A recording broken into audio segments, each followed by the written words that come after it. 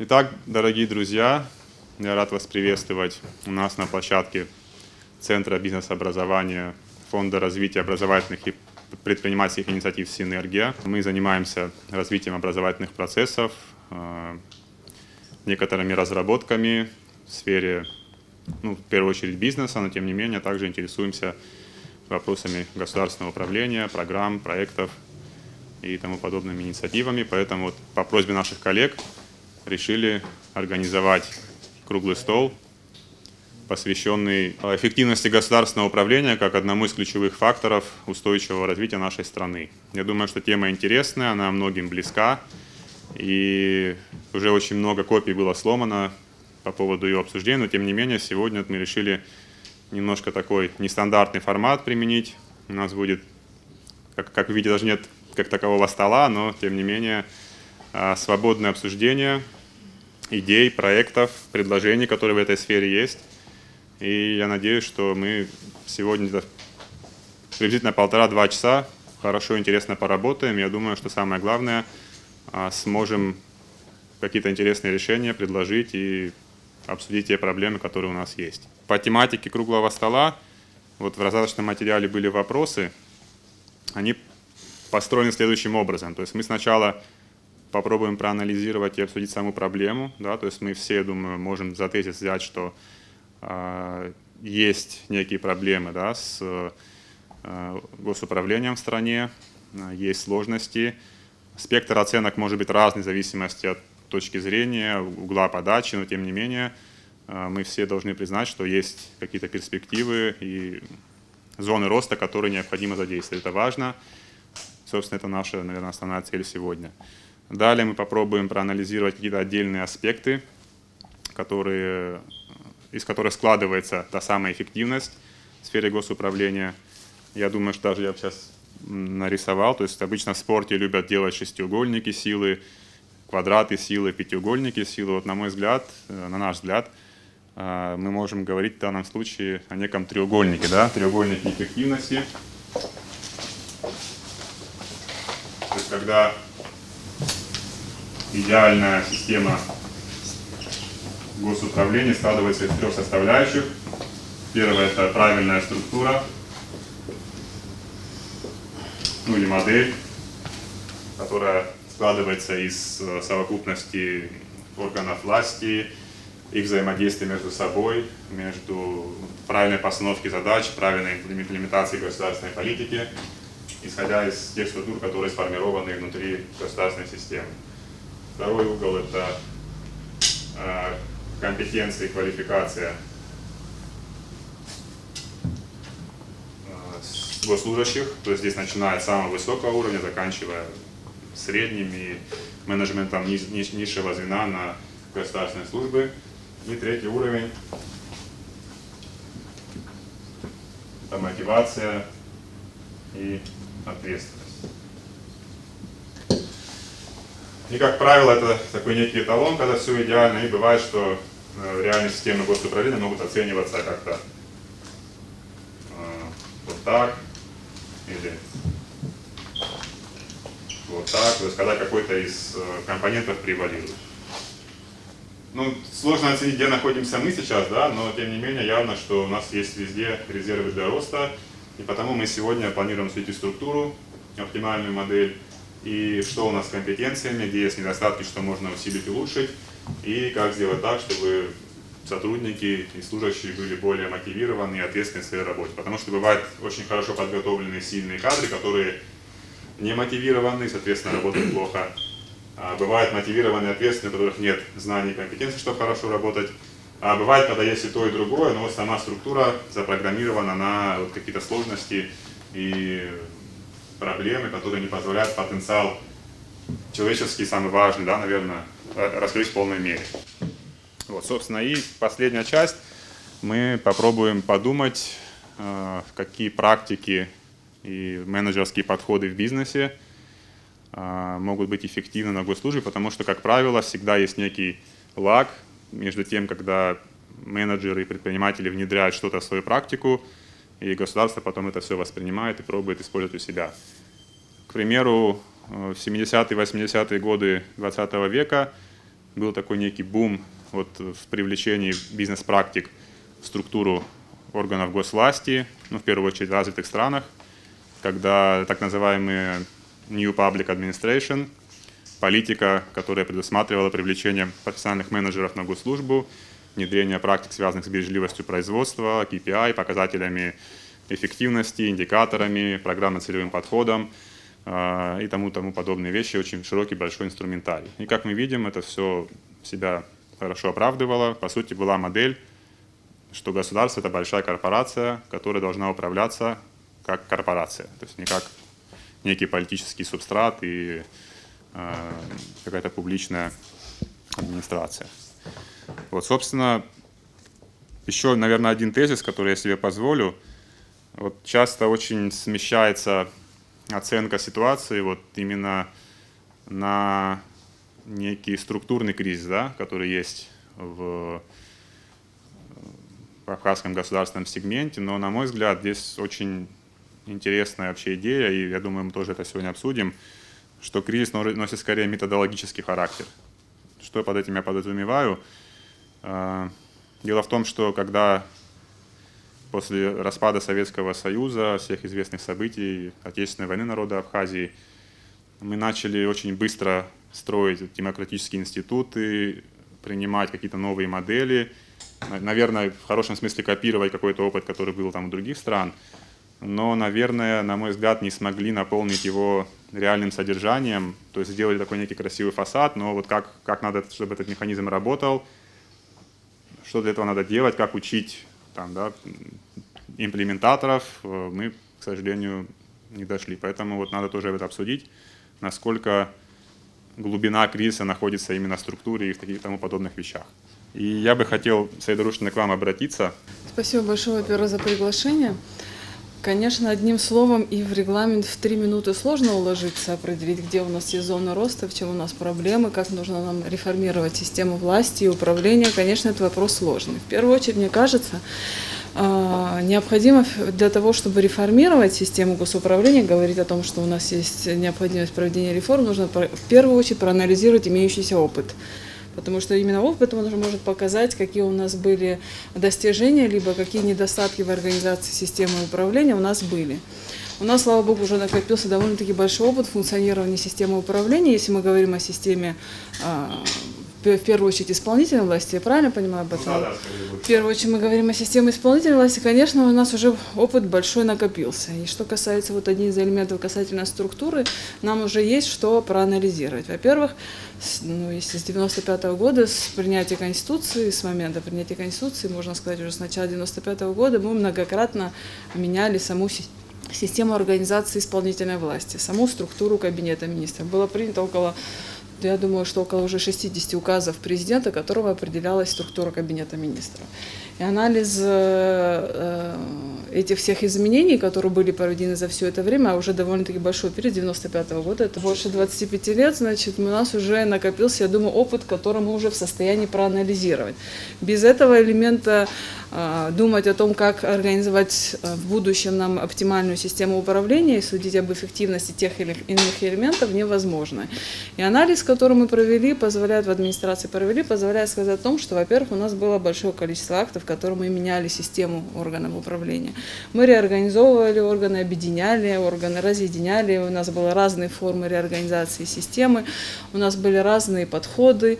Значит, кстати, вот в концепции предложенная двухуровневая система, которая предлагается, у нас уже на практике в истории Абхазии уже была не только на уровне концепции, она уже была реализована в какой-то мере, может быть, не широкомасштабно, прям все органы подчиняются, часть органов подчиняется другим, но с 10 по 14 годы у нас были приняты указы структуры Кабмина, где ряд центральных органов госуправления были подчинены другим центральным органам госуправления, и вот небольшой промежуток в 2018 году. Мы можем еще четко сказать, у меня есть, кстати, диаграммы, которые это показывают четко, что количественно количество центральных органов госуправления, которое у нас в Абхазии было, министерств, ли госкомитетов, ли управлений, инспекций и так далее росло. Если в 1995 году их было порядка 11 министерств, то на конец 2019 года их уже было 15. То же самое можно сказать и о госкомитетах, но мы начали с 4 госкомитетов, закончили 8 и больше, значит, на конец 2019, если взять такой, да, 25-летний период.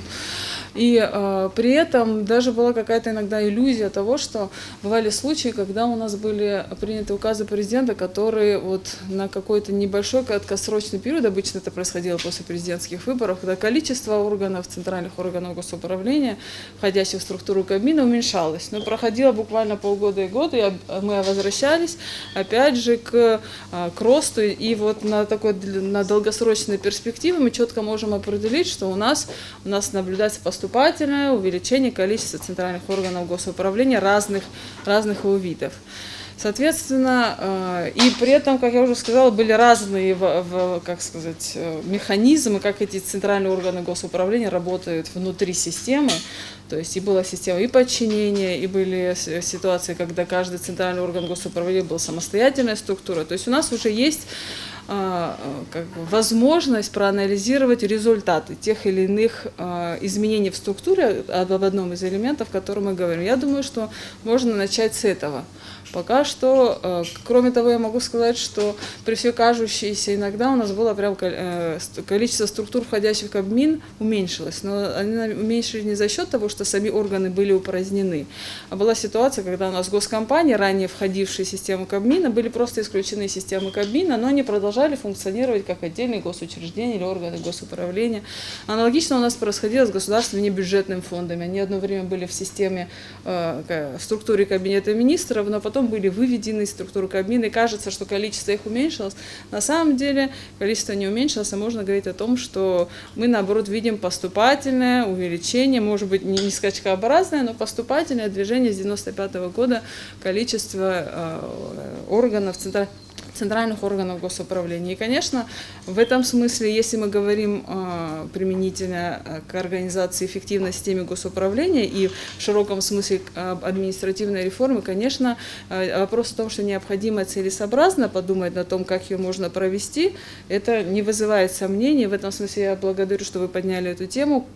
Это очень актуальная для нас тема, она поднималась многократно, и в посланиях президента многократно поднималась необходимость проведения административной реформы. Что единственное, что мне хотелось бы на что обратить внимание, административные реформы в этом смысле, как мы еще сегодня видим, конечно, для меня в первую очередь это комплексная, системная работа. И главное, в этой работе нужно определить цель, то есть для чего мы это делаем.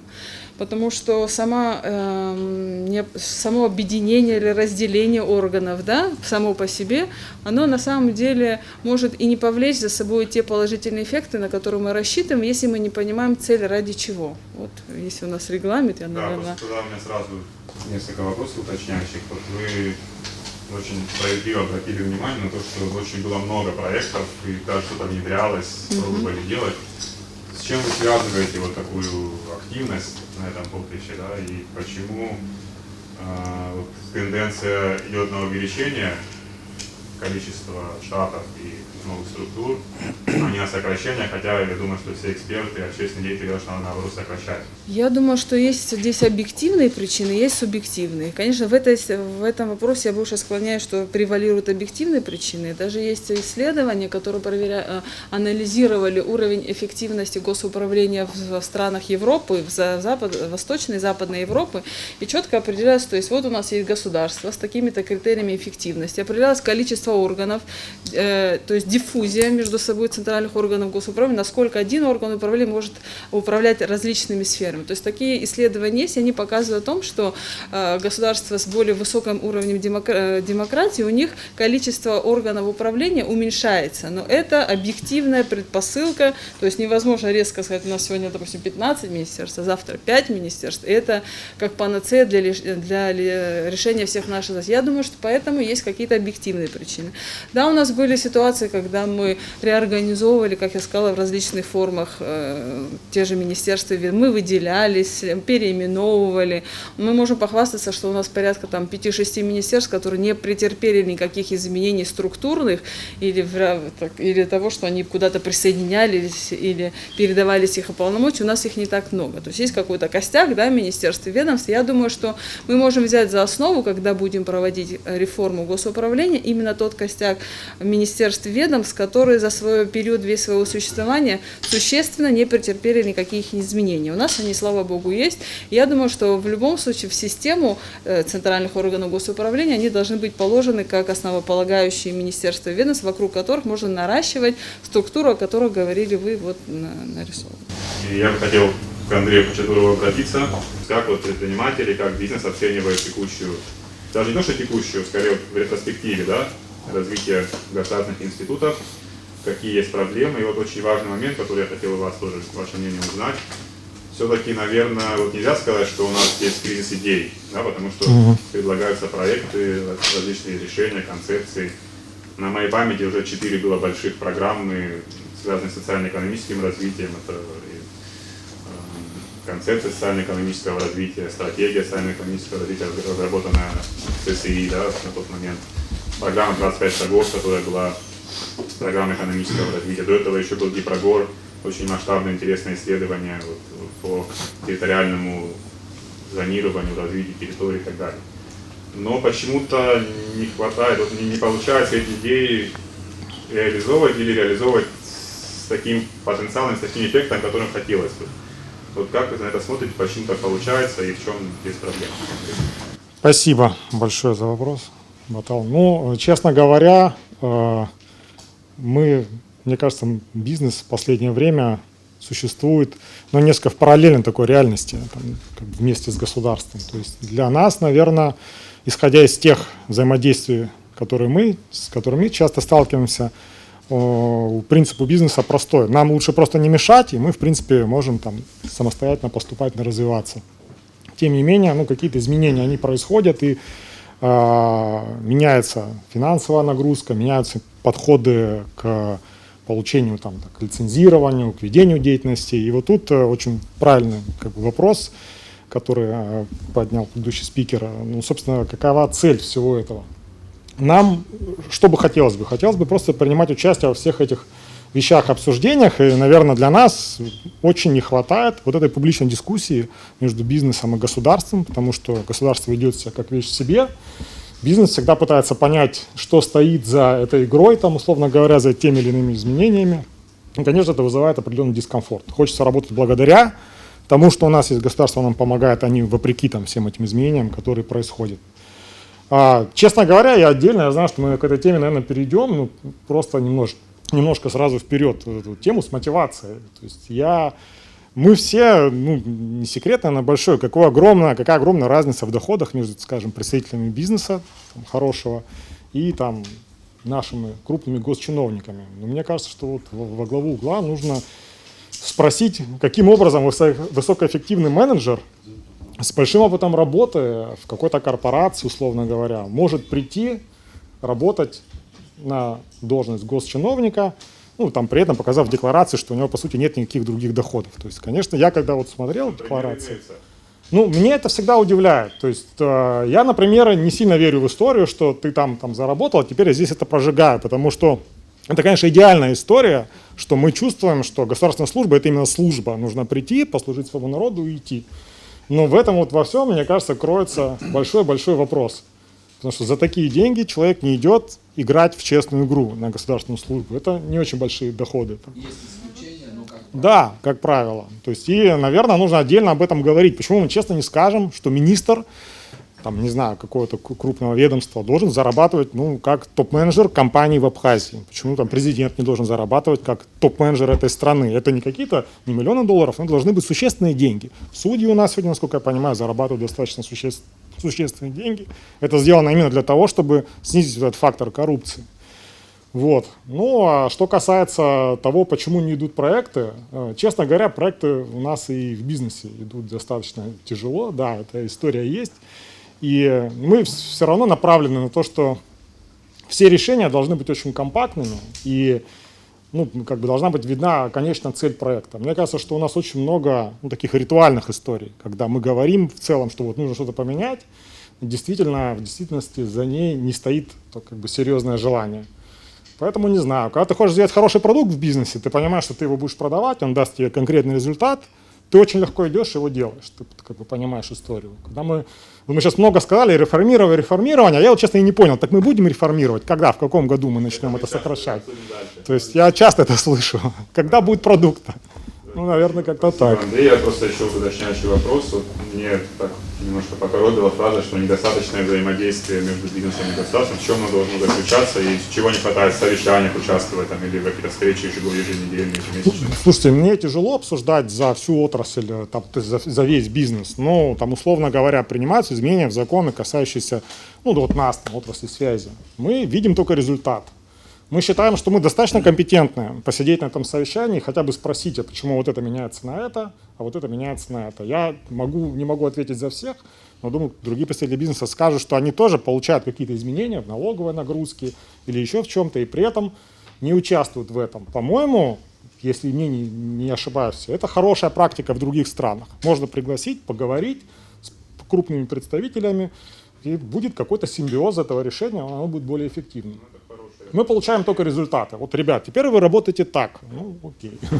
Да, и еще один вопрос, все-таки так, чтобы мы поняли до конца позицию. Вот, чего все-таки не хватает для того, чтобы реализовывать крупные, интересные программы и проекты? Это мотивация, это лидерство, это постановка задачи, это что? В государственном управлении? Вы говорите, что и в бизнесе тоже сложно. Почему так происходит? В бизнесе сложно, потому что у нас очень тяжелая экономическая ситуация. То есть у нас нет дешевых денег коротких, на которые можно... У нас нет хороших условий для инвестора. Мы, по большому счету, страшно не владельцы своей собственной земли. Я не могу, условно говоря, быть владельцем и привести инвестора на честных условиях, сказав, что, слушайте, я владею только зданиями на ней. То есть с точки зрения бизнеса везде ограничения. Нет ни денег, ни возможности. Государство со стороны смотреть, почему... Вот я здесь, наверное, не буду экспертом, потому что я там не работаю, не знаю. Наверное, они назовут какие-то представители государства свои причины, почему что-то не получается. Я всех хочу поприветствовать. Мне очень приятно, что в таком формате здесь собрались. И Саида Рушневна, Гура Миранович, Батал, Тарба, все ребята, которые, я старше вас всех, наверное, лет на 12, может, на 15. Мне приятно, что вот такое идет общение, взаимный обмен. Второе, Батал, на самом интересном месте ты Саиду Рушневу перебил, потому что она правильно перешла к цели. Это самое важное, когда ради чего. И мы эффективность государственного управления как фактор устойчивого развития. Я скажу, что даже такая терминология, она сегодня наш народ не устраивает. Потому что мы должны говорить об ускоренном развитии. Нам надо всех догонять. Главный вопрос, как цель, мне понравилось, что вы это выделили. Это очень важно, что высокопоставленный сотрудник администрации президента четко выделили, что да, надо цель. А цель была определена, исходя из исторических событий за последние хотя бы 100 лет. Это для того, чтобы обеспечить долгосрочную, устойчивую стратегическую безопасность нашего государства, нам, населению, абхазскому народу, надо достичь цифры 200 тысяч. То есть, если нас не будет 200 тысяч, посягательства, неважно с какой стороны, они на эту суверенную территорию не прекратятся. Они могут быть через 50 лет, как это было ранее. И, то есть, если цель определена, что стратегическая, важнейшая задача с точки зрения безопасности народа и государства – это демография, это репатриация, для меня, например, лично, это наиглавнейшая цель, которую определил еще совместно с учеными Владислав Григорьевич Ардзинба. Второе, как это достичь. И, естественно, правильно Саида Рушневна сказала, что модель выстраивается для достижения этой цели. И если мы говорим, вот это главная цель, да, На сегодняшний день для того, чтобы нам, нашу страну привести чуть-чуть в чувство, и это, кстати, звучало на политических, вот когда выборы были, мероприятиях выборных, надо увеличить бюджет от 5 плюс 5 плюс 7 миллиардов.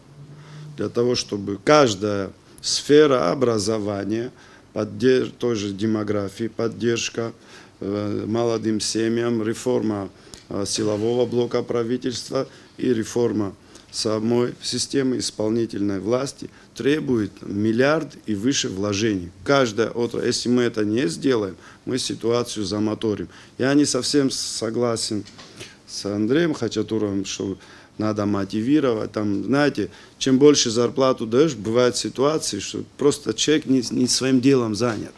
Для этого есть специалисты. У нас, кстати, заканчивали.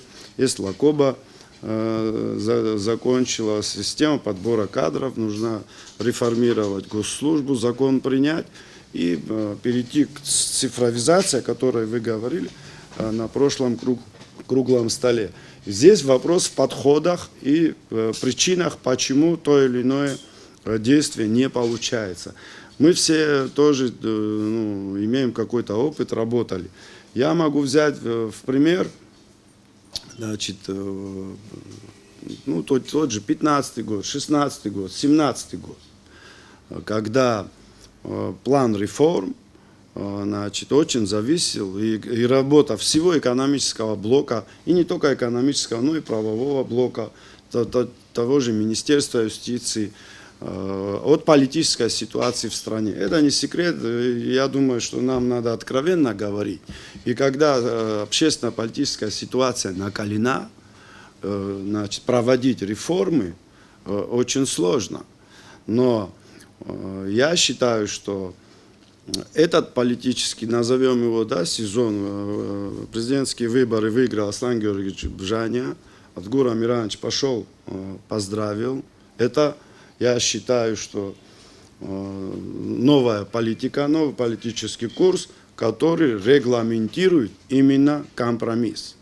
И если мы не научимся жить в условиях примирения и компромисса, это сегодня в обществе востребовано, это народ ждет. Если мы не научимся находить точки соприкосновения, ни одна реформа, ни одна идея не найдет воплощения.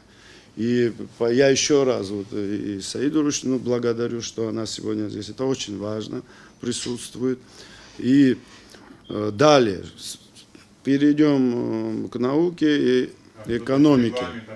Значит, для того, чтобы сегодня удвоить республиканский бюджет, в экономику надо вовлечь как минимум от 7 до 9 тысяч наших граждан. Одними инвесторами здесь ситуация не выправится. Для чего мы приходим, чтобы нашу страну замоторить, наша страна ускоренно, успешно пошла вперед, выхода нет. Опыт 15-16 года говорит о том, что плюс 4 тысячи людей, это официальная статистика Министерства по налогам и сборам, вовлеклось в бизнес через тендеры, через конкурсы, через, значит, всевозможные системы дотаций, поощрения. У людей появился шанс на стартовый капитал, они в бизнес вовлеклись. Понятно, у кого-то получилось, у кого-то не получилось, это бизнес. Но и для чего и надо реформировать систему исполнительной власти, которую предлагает и Адгур Амирович, и Аслан Георгиевич тоже предлагал, и Беслан Федорович Чешба предлагал именно вот эту модель, когда дублирующие, значит, отделы, значит, убрать для того, чтобы исполнительная власть ускорилась, для того, чтобы она работала. Вот можете взять калькулятор, посчитать, сколько надо, значит, времени для того, чтобы 7 тысяч человек принять, выдать им разрешение, выдать им лицензии там, на всякие виды деятельности, включая, там, допустим, строительные работы. Это получится, что госаппарат к этому не готов. И можно я, пожалуйста, договорю? Ну, У нас важный момент, что в выигрыше будет народ, простые люди, которые будут первыми выгодополучателями, если политические силы найдут компромисс и эту реформу реализуют. Для меня политический компромисс, в первую очередь, я сторонник политического компромисса. Все, кто слышал, знает, всегда я был за это. Не означает, что кто-то там должность хочет. Политический компромисс, в моем понимании, это когда пришли к единому мнению, что какая-то проблема будет решаться вот так. И все. Главное в политическом компромиссе, что мы начали двигаться вперед, что мы не стоим на месте. Например, та же энергетика. Власть говорит, надо отдать частному инвестору, оппозиция категорически против. Что такое компромисс? Садятся, приходят к чему-то. Или это СП, или это частно-государственное партнерство, или это госкомпания с методологией нахождения резервов, инвестиций, дополнительных реформ, чтобы бюджет увеличился. И вот это все вместе, значит, нам даст возможность именно политика компромисса, политика диалога начать двигаться вперед. Если мы это не сделаем, да, и когда мы не должны, я не согласен с такой постановкой, что мы там корпорацию создать или там кого-то мотивировать. Мы должны знать, что мы строим, какое государство, для кого и для чего.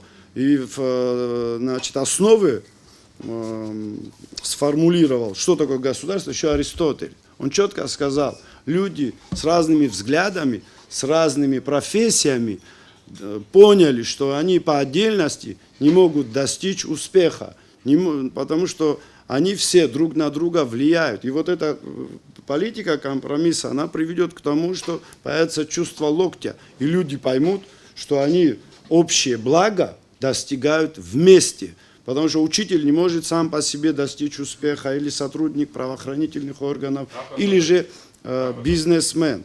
И преимущества реформы абсолютно очевидны. Если мы хотим увеличить бюджет, если мы хотим обеспечить занятость, если мы хотим выйти на те параметры ускоренно в течение 2-3 лет, у нас нет выхода. Нам надо это делать, нам надо сокращать госаппарат. В том же бизнесе нужны люди. Разговоры о том, что люди останутся без работы, они абсолютно беспочвенны, потому что в той же экономике нужны управленцы, нужны специалисты, надо эти предприятия строить. Второе, кто не верит в это, я считаю, беспочвенно, потому что у Абхазии есть традиции. И эти традиции связаны, конечно, в большей степени с туризмом, они связаны в большей степени с предприятиями пищевой промышленности. Успех обеспечен нам, наши предки нам обеспечили, потому что доверие сделано в Абхазии у граждан бывшего Советского Союза, у России есть. Нам не надо, как китайцам, доказывать, что это качественный товар. Да, можно. Извините, что я перебиваю, Да. все-таки должны быть равные условия для всех, наверное. Я хочу задать вопрос, вернуться значит, к Саиде Рушневне. А можно я вам вопрос задам вначале? Сперва? Мне, Это пожалуйста. важно, да, потому что Пожалуйста. вы вот, у вас такая речь была длинная, но, наверное, такой один из, который меня заинтересовал тезис, это то, что нам необходим политический компромисс, как некое условие, да, для того, чтобы реализовать. Обязательно. И получается, что мы можем вот наш треугольник в какой-то степени в квадрат превратить, да? То есть вот этот политический компромисс. И чтобы политические силы друг другу не мешали, правильно? Чего мы достигли? Там кто-то может это не признавать или еще что-то, но, слава богу, телевидение все снимало, все есть в прессе. Когда проводились тендеры, конкурсы, были дотации, вся система была выстроена, люди поверили, пришли, люди вовлеклись. И мы что получили? Мы получили плюс 4000 в бизнесе, мы получили налог на прибыль увеличился с 449 миллионов до 1,5 миллиарда. Тот, кто говорит, что бюджет увеличился от НДС, он или доходы бюджета нормально не читал. От НДС бюджет увеличился всего на 400 миллионов. Общий НДС, я имею в виду все вместе, внутренний и на границе. И, кстати, по НДСу именно тоже была проявлена политическая воля и компромисс. Хотя мы, как экономисты, понимали, что это нельзя делать. Но когда люди попросили, пришли, кто-то понял, кто-то не понял, сели и договорились, включая оппозиционных депутатов. И приняли решение, и пошли дальше. Вот что важно. Если мы научимся, значит, нельзя идти в политику для того, чтобы просто кому-то мешать. Это не алогично. Народ будет всегда в проигрыше. У меня вопрос, цели, задачи, вы человек информированный, конечно, нам интересно, вот, каковы цели, потому что администрация президента все-таки это политический орган, который обеспечивает реализацию политики президента. И какие цели, значит, входят ли структурные реформы, какие цели в образовании, в экономике, вот, хотя бы что можно. Я понимаю, я там работал тоже, есть понятие, не все можно говорить, да. Но... Я их вижу как, у нас есть общая цель.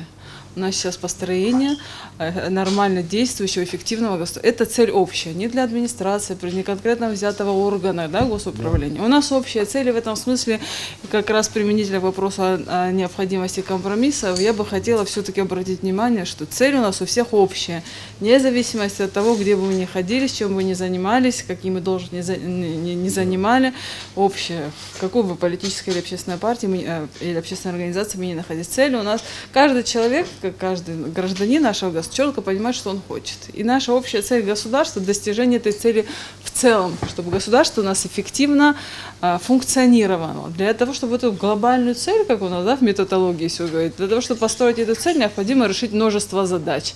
А задач уже очень много, они в различных сферах управления, в различных сферах деятельности государства. Да?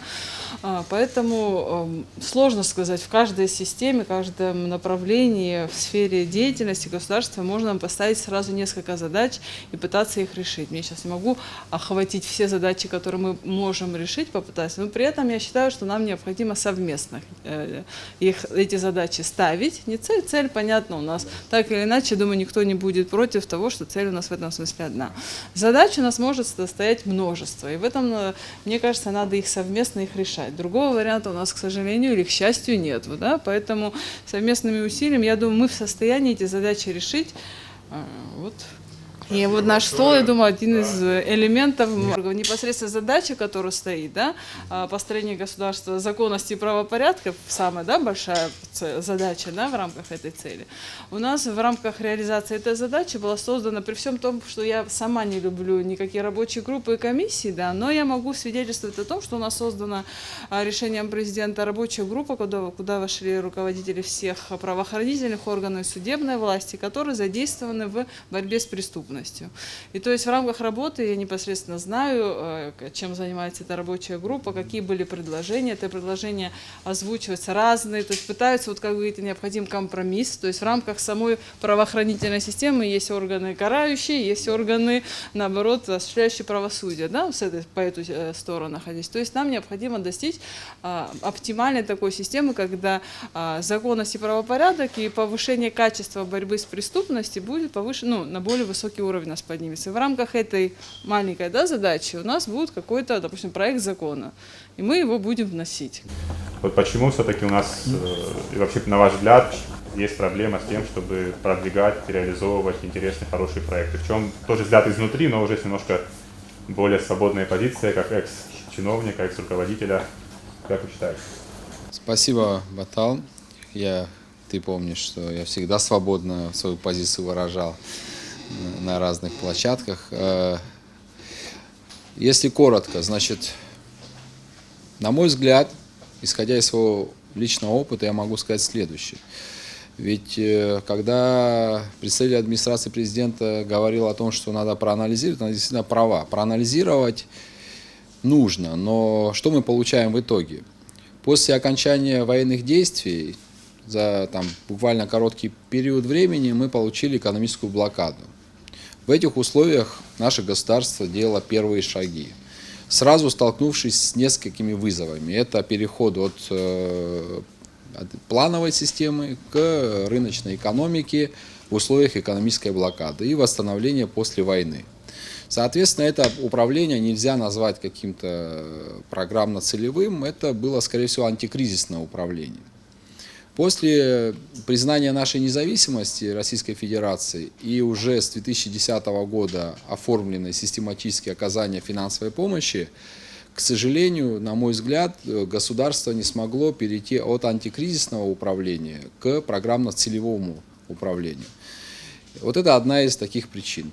Вторая причина, на мой взгляд, это политический подтекст, политическое наполнение исполнительной власти. Ни для кого не секрет, и здесь Саида Рушнева может, говоря, что есть объективные причины, я понимаю, почему она так говорит, она всего не может говорить о том, что думает тоже.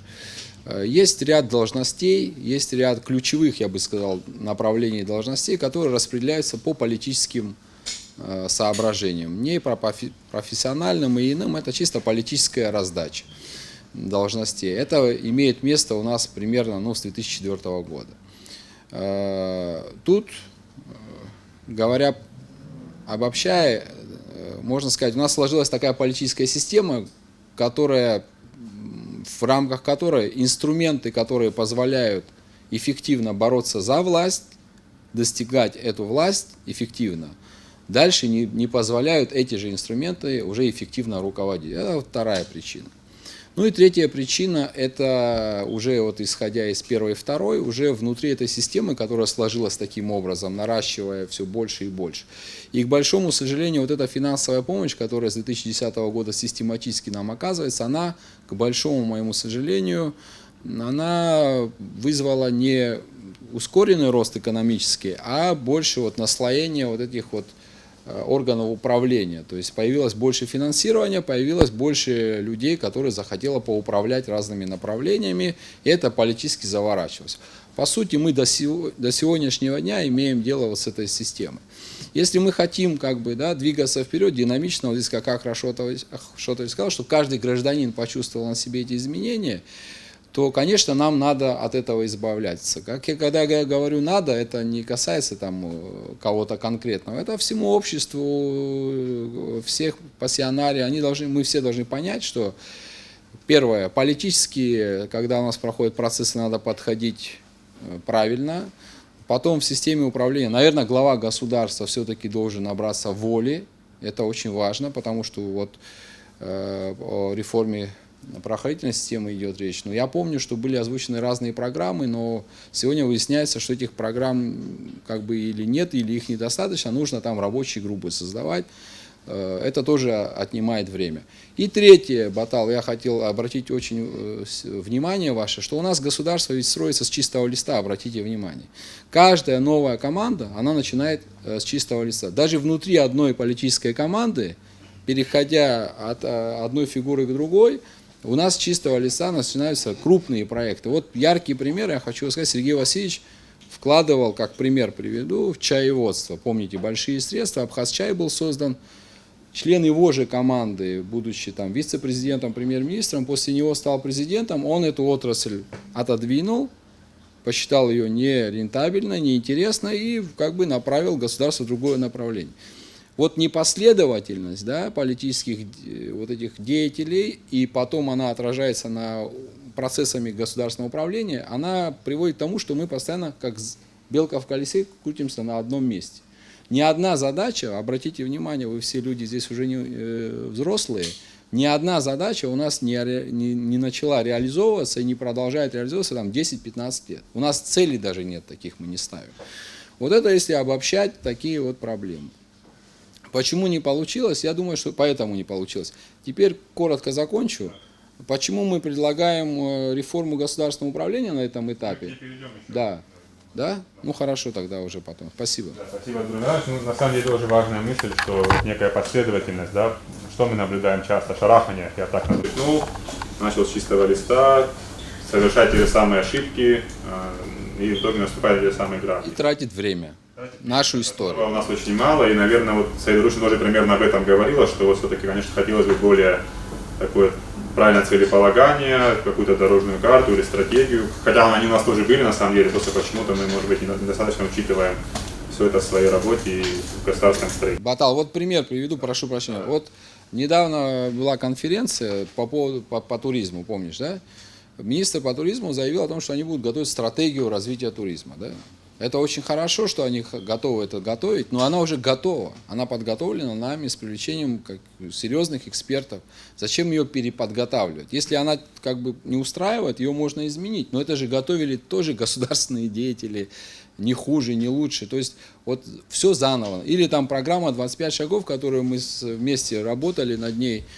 Ты помнишь, что и на конференциях присутствовал действующий президент Аслан Георгиевич Браня, который даже выступал неоднократно и говорил, что это замечательная программа, которая должна лечь в основу государственного управления. К сожалению, на практике получилось, что она сегодня не реализуется, и тогда не была реализована. И это Аслан Георгиевич, будучи там, депутатом парламента, это в пику действующей власти говорил, и, наверное, справедливо говорил.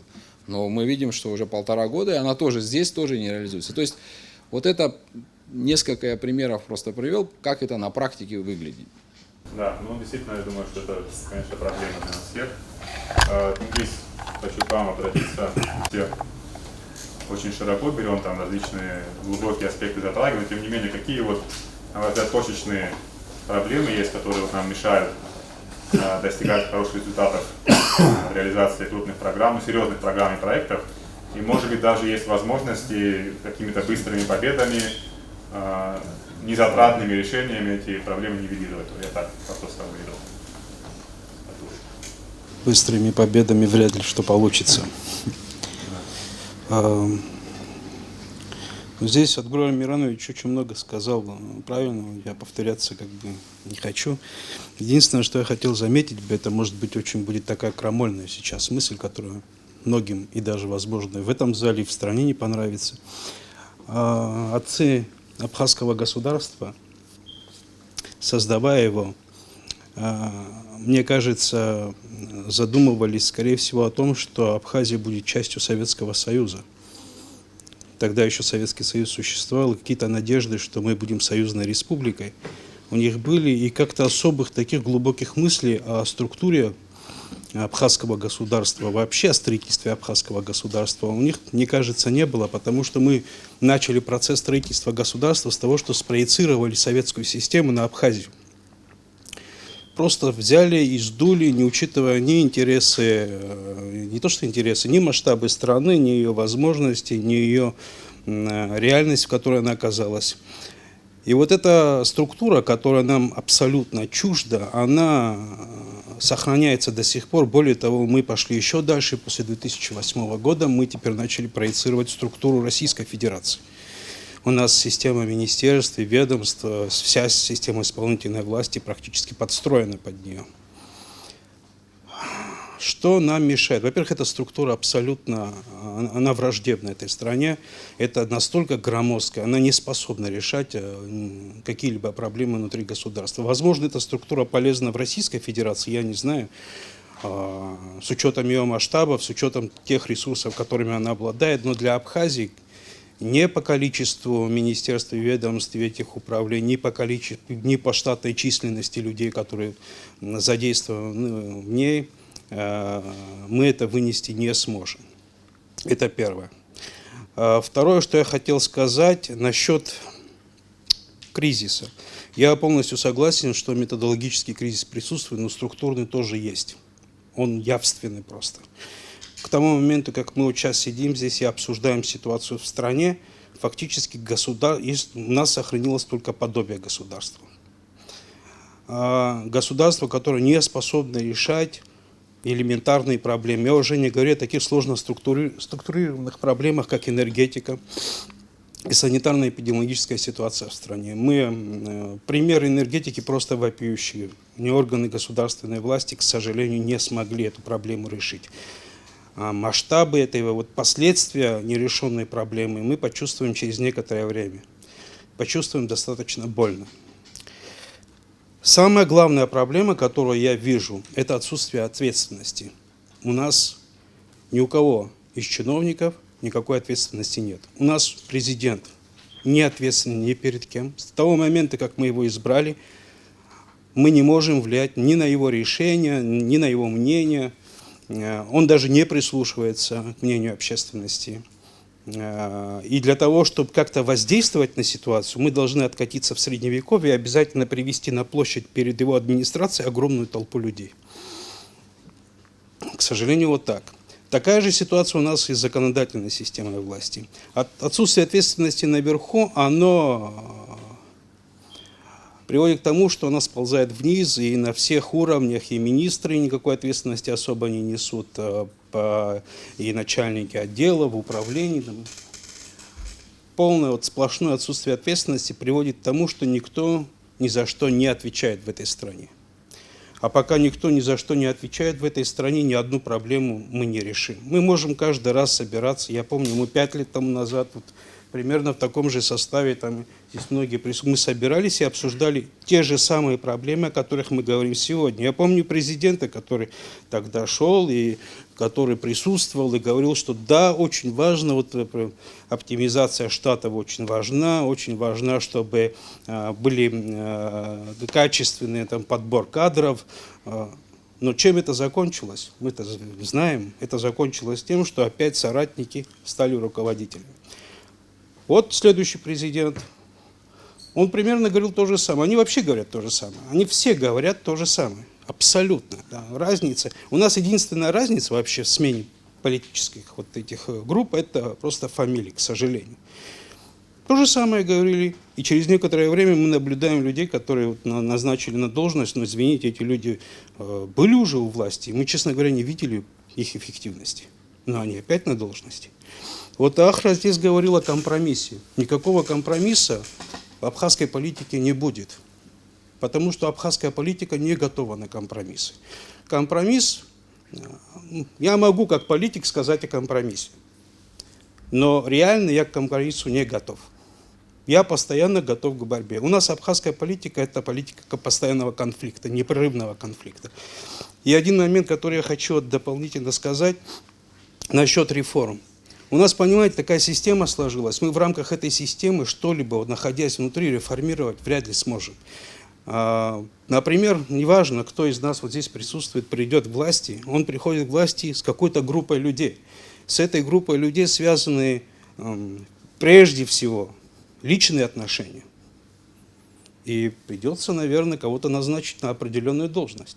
А потом очень сложно этого человека с этой должности снять. Я хочу единственное, что сказать, в рамках той системы, в которой мы сегодня находимся, она настолько уже деформирована, настолько извращена, мы фактически не можем ею управлять, это уже система нами управляет.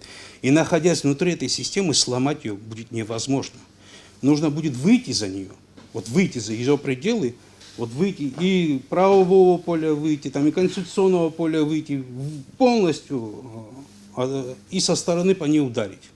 Абсолютно очевидно, что если нет результата, и ты ничего не будешь делать, то, естественно, согласно практике, и эта практика началась, как некоторые говорят, и не в 2004 году, и не в 2014 году абхазский народ умеет себя защищать.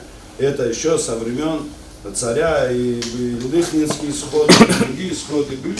Народ абхазский, это отмечают все, кстати, эксперты в мире, и немецкие, и другие, что абхазцы могут собраться и поставить вопрос ребром. И в этом плане, кстати, ответственность за всех несет один человек. Именно или князь, как раньше было, да, или глава государства. Все-таки любой глава государства понимает, что либо он меняет систему через компромисс, а менять систему сверху гораздо легче с точки зрения организации. Но и сложнее, потому что противодействие идет колоссальное. И, кстати, противодействие в первую очередь идет от такой несменяемого госаппарата. Когда некоторые говорят, президенты приходят всех подряд выгонять, это неправда. Очень много чиновников, которые работали и при Владиславе Григорьевиче, и до сих пор работали при Сергее Васильевиче, и при Александре Золотинсковиче, при Рауле Джунковиче, и сейчас тоже много высокопоставленных работают. Я не говорю, что это плохо, но, видать, некоторых это устраивает. А что они? Они при всех президентах. Значит, у них, наверное, жизнь сложилась хорошо. И, естественно, если сейчас мы говорим, почему я сакцентировал внимание на Абгуре Амирановиче, пошли выборы. И не по телефону, не это вся страна видела. Я уверен, ему это, я сейчас его не хвалю. Я с ним работал, я его характер знаю. Но человек пришел прямо и поздравил. И сказали, для чего это делалось? Это не пиар-акция, это не пиар-компания. Это делалось для того, чтобы решать большие дела в пользу народа. Потому что у них то есть всегда есть радикалы в любых политических течениях. Естественно, если у тебя не будет результата, эти радикалы выходят на первый план, и мы получаем то, что получаем. Хорошо, это реплика. И опять же я возвращаюсь к тому, что чтобы это не случилось, значит, надо садиться, надо договариваться. Я очень внимательно слушал, мне понравилось, как прошла встреча в общественной палате. Гура Мэн сказал, это надо делать сейчас. И для этого не надо ждать ни президентских выборов, никаких. То есть госаппарат надо привести в чувство. И очень серьезные чувства разными методами, чтобы он развернулся лицом к народу. И чтобы он обеспечивал те цели и задачи, то есть это, знаете, как слуги народа в прямом смысле. Если человек хочет принести пользу обществу, он не должен 2-3 дня до сих пор между нами говорят, мне звонят, мы никого не знаем, позвони тому, позвони этому. Это надо заканчивать. Тот, кто хочет сделать реформы, должен добиться компромисса с народом. Да. Только с этого, потому что ни одна политическая сила в стране, ни один руководитель не будет в Абхазии иметь такого запаса легитимности, чтобы провести реформы. Реформы что такое? Реформа – это когда система, в которой мы сегодня живем, вот коррупционная система, она входит в состояние нестабильности. Если вы его вводите в состояние нестабильности, в любом случае вас ожидают какие-то политические катаклизмы. И если не будете иметь поддержку, какой-то карт-бланш со стороны общества, никакие реформы вы не проведете. Вот это важный момент. Но внутри сами политики от того, что они договорились, понимаете, у них система координат, которая сформировалась вокруг них, их вполне устраивает. Единственное, кого это не устраивает, это общество. Я вот это хотел добавить. Теория управленческих систем, она как раз таки предполагает, что теория именно изнутри, система изнутри реформируется, но чтобы это сделать, надо вначале попасть в нее. И здесь как бы вот круг получается, исходя из вашего тезиса, что когда туда попадают люди с хорошими идеями, там, да, которые шли, я даже лозунги не буду слова использовать, с идеями, именно с хорошими проектами, а потом с ними что случается? В народе еще говорят, кресло проклято, там, да, как будто по рукам и ногам связали, или там. Почему так происходит, если коротко, какая причина? Я не думаю, что там кресло проклято. Просто у нас система отношений такая вот сложилась, что даже если человек желает изменить что-то, он там будет биться, как горох об стенку, у него не получится. Сама политическая культура наша, наши взаимоотношения в политике, вот это... У нас ни у одного лидера нет таких ресурсов, чтобы прийти к власти, полностью избавиться от той когорты, которая его привела. А в принципе так должно и делаться политика. Макиавелли так и писал, нужно убирать тех, кто тебя привел к власти. Но у нас ни у кого такого, это не получится сделать ни у кого, потому что ресурсы ограничены у каждого политика. Каждый приходит и пользуется теми, сейчас пользуется не совсем, может быть, корректно, по крайней мере, он использует этих людей в системе государственной власти. И они ему помогают исключительно, большинство, сейчас не говорю за всех, большинство помогает только для того, чтобы получить возможность прийти к власти. Или какой-то финансовый ресурс, или административный ресурс. К сожалению, это правда. Это не касается всех, кто помогают политикам. Там есть, конечно, искренние люди, там идейные люди, но... К сожалению, зачастую многие идут в эту сферу ради этого.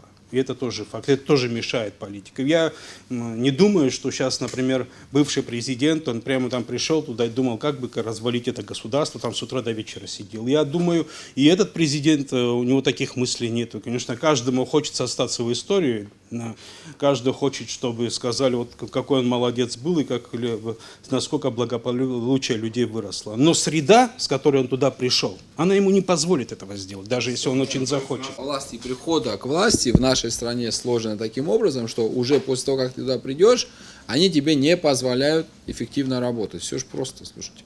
Просто это не надо винить никого. Это не политики виноваты. Это совершенно не политики виноваты. Политики – это тоже часть народа. Вот еще раз говорю, общество должно понять. Я сейчас к выборам 2020 года вернусь. Вы же помните, как мы проходили?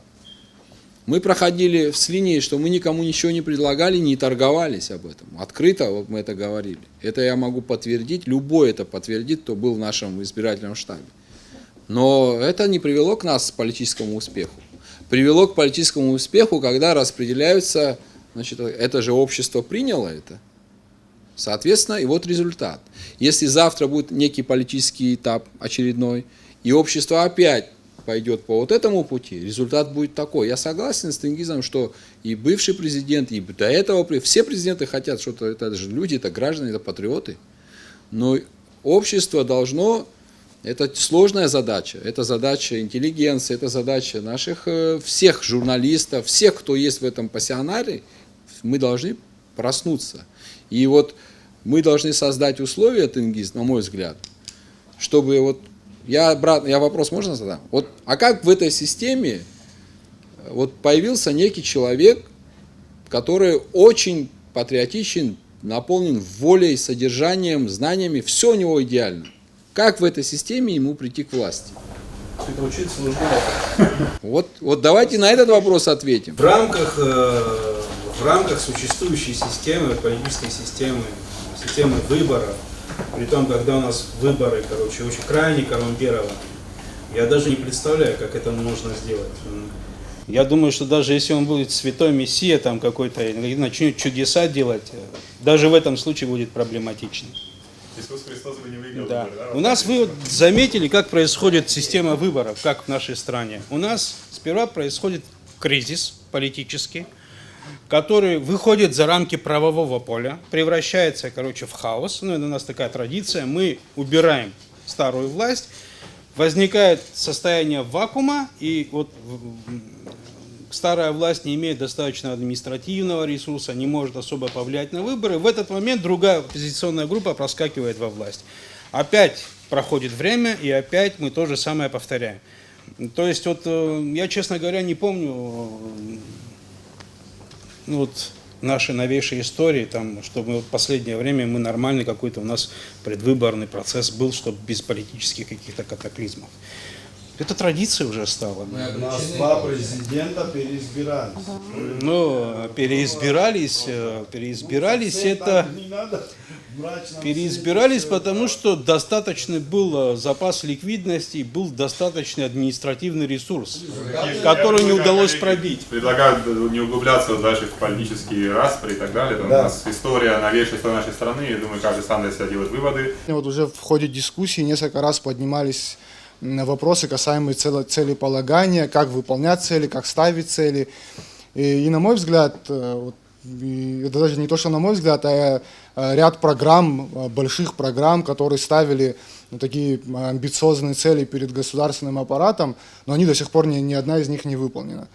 Вот. И в этой связи мне кажется, что я тоже, кстати, позволил себе эту мысль высказать публично на своей странице в Фейсбуке, написал. Мне кажется, что можно будет задействовать опыт нашего стратегического партнера Российской Федерации, когда президентом Российской Федерации были подписаны так называемые майские указы. Наверное, это все знают. Это такой некий механизм, который ставит перед правительством задачи по достижению быстрых побед. Мне кажется, что это очень интересный механизм, который можно применить в Абхазии, который даст результат. Что это значит? На самом деле, вот говорилось об инвестициях сегодня тоже много. Но у нас не будет инвестиций, пока у нас не будет нормальной системы предоставления государственных услуг. У нас не будет высокообразованных кадров, пока мы не создадим это вот образование, эффективное образование. Для этого, конечно, нужно ставить цели. И вот в этих больших, огромных программах, которые созданы, на мой взгляд, в Абхазии сегодня сложно следовать им. Да? И как раз-таки вот этот вот механизм по внедрению майских указов вполне может быть реализован, и мне кажется, это такой достаточно интересной задачей. Мне стало интересно то, что в приоритете сейчас это реформа правоохранительной системы, и возникает вопрос в той же России, кстати,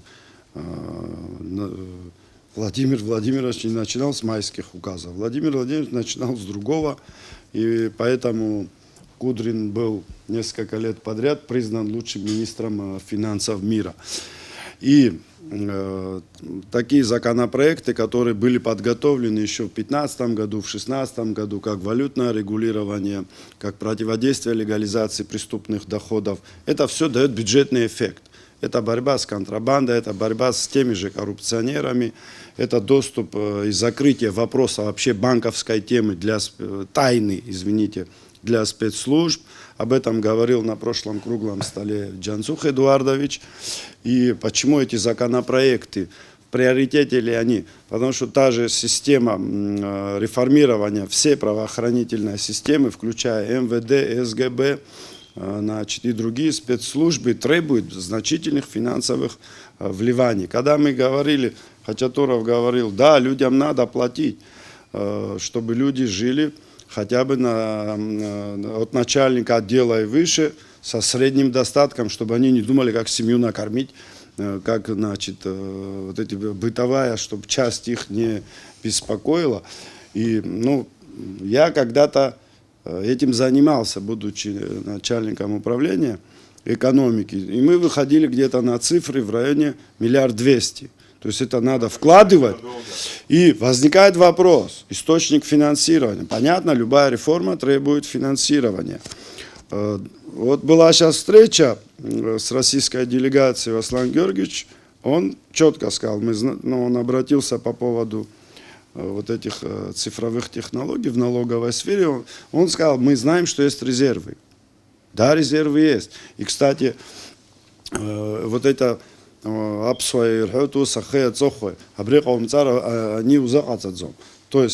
есть вот эта последовательность, потому что реформу силового блока без других реформ, она уже была при Сергее Васильевиче Багапше, вы помните, и зарплату подняли, и Россия помогла, и все, но особо эффект не получился. Будут ли эти реформы, будет ли та же цифровизация? Это очень важно, они все взаимосвязаны. Если укрепляется силовой блок, значит будут проблемы у контрабандистов, у теневиков, те, кто легально работает, они задышат, они получат дополнительные заказы, они больше будут платить налогов. Видите, как оно все связано. И вот интересно, вот как вы в администрации президента, вот это в комплексе вы на это смотрите, вы этим занимаетесь? Относительно валютного регулирования, валютного контроля, о котором мы сказали, и законопроект противодействия легализации отмывания доходов наших государственных, конечно, сейчас была создана рабочая группа, которая занималась разработкой этих законопроектов. Эти законопроекты были внесены в парламент. Они были в первом чтении приняты. Нам потребовалось какое-то время, чтобы найти в архивах парламента эти законопроекты. Мы сейчас подняли, реанимировали, то есть из архива Народного собрания парламента. То есть эти проекты приняты в первом чтении, мы их нашли. Значит, они находятся сейчас у нас на доработке. Теперь мы можем позволить себе, пересмотреть эти проекты закона, потому что с того момента, как эти законы были разработаны, поменялась в некоторой степени законодательство, которое требует переосмысления, пересмотра, и ситуация поменялась, и, соответственно, иные законодательные акты уже были приняты, соответственно, мы сейчас пересматриваем те проекты закона, которые сейчас уже были приняты в первом чтении, для внесения в установленный законодательный порядке, поправок к нему и возможно, вынесения его и рассмотрения во втором и, возможно, в следующем окончательном чтении. Касательно стратегического планирования и разработки долгосрочных концепций прогнозов социально-экономического развития, программ, проектов. И там очень были авторитетные, интересные спикеры, очень много интересных идей. Но меня больше всего впечатлило выступление представителя, сейчас я точно не помню, это некого комитета по государственному развитию и реформам, кажется, Малайзии. Там присутствовал такой человек. И он свое выступление начал с того, что вы, говорит, ну, все здесь очень правильные мысли озвучили, правильные идеи. И вот вы одновременно все правы, но при этом еще и не правы. Такая парадоксальная у него мысль была. И он объясняет, что вот мы тоже в Малайзии там примерно 10 лет разрабатывали стратегию, потом еще 5 лет ее обсуждали в академических кругах, еще, значит, 3 года апробировали, обсуждали с бизнесом, с населением, возвращались ее, переделывали, добавляли что-то, убирали. То есть, ну, таким образом прошло 15 лет, а стратегия была на 25, условно. И, да, как у нас. И, говорит, вот это все продолжалось, там ни на шаг не сдвинулись, и тут какой-то пришел новый премьер-министр, человек деятельный очень, и вот он пришел и сказал, что давайте мы это все оставим и просто будем что-то делать. Ну, будем ошибаться, будем, не знаю, может быть, не совсем по стратегии. Вот это то, о чем Саид Гулария сказал, стратегия быстрых побед, когда маленькими шагами, исправляя какие-то маленькие ошибки, маленькие недочеты, вот у Малайзии получилось пройти оставшиеся 10 лет путь, который они должны были пройти за 25. По сути, ну так, по крайней мере, следовало из выступления этого человека. Я как раз хочу предложить вот немножко во второй части, да, у нас вторая часть нашего круглого стола, поговорить вот через призму того, вот так называемая Парето эффективности, да, когда 20% усилий дают 80% результата. Может быть, мы занимаемся не тем немножко и тратим свои ресурсы и ставим приоритеты не те, которые должны быть, потому что у нас, как говорят, да, все время получается примерно один и тот же результат, несмотря на политические силы разные меняются, президенты меняются, но как-то вот кажется, что мы топчемся на месте, а даже, может быть, кому-то кажется, что идет регресс. Вот. И мы сейчас, наверное, перейдем к вопросу структуры. И еще даже вот есть интересные уже идеи, вот есть платформа «Будущее Абхазии», там интересная концепция реформ, есть проект АНД. Я вообще хотел послушать по поводу работы комиссии по конституционной реформе, тоже, может, какие-то есть интересные идеи.